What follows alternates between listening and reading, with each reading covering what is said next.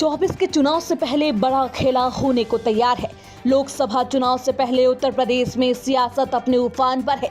राजनीतिक पार्टियां चुनावी युद्ध में चुनावी बिगुल बजाने को तैयार है और इस युद्ध में सबसे ज्यादा यूपी का सियासी मंजर बदल रहा है।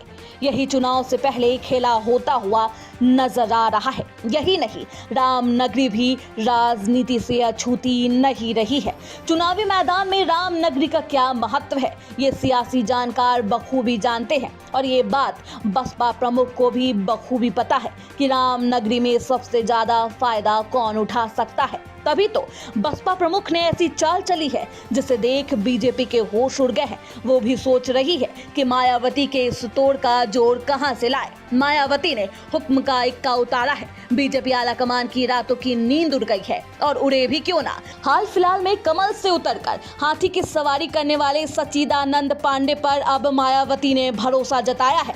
बड़ी बात यह है कि वही सच्चिदानंद पांडे है जो बीजेपी का दामन छोड़कर बसपा में शामिल हो गए, जिन्होंने ये कहकर बीजेपी का साथ छोड़ा था कि उन्हें बीजेपी में घुटन होती है। बीजेपी में घुटन महसूस करने वाले सच्चिदानंद पांडे के साथ खूब खेला हुआ। उन पर भरोसा जताते हुए मायावती ने रामनगरी अयोध्या से चुनावी मैदान में उतारा है। यहाँ सबसे बड़ी बात यह है कि चुनाव से ठीक पहले जिस अयोध्या में रामलला की प्राण प्रतिष्ठा बीजेपी के लिए ब्रह्मास्त्र मानी जा रही थी, वहां ब्राह्मण कैंडिडेट उतारकर मायावती ने अपनी तरफ से बड़ा खेला किया है। जी हाँ, ब्राह्मण कैंडिडेट उतारकर मायावती ने बीजेपी को बगल झांकने पर मजबूर कर दिया है। बता दें कि हाल ही में भारतीय जनता पार्टी और समाजवादी पार्टी ने अयोध्या से लोकसभा चुनाव के लिए प्रत्याशी घोषित किए थे।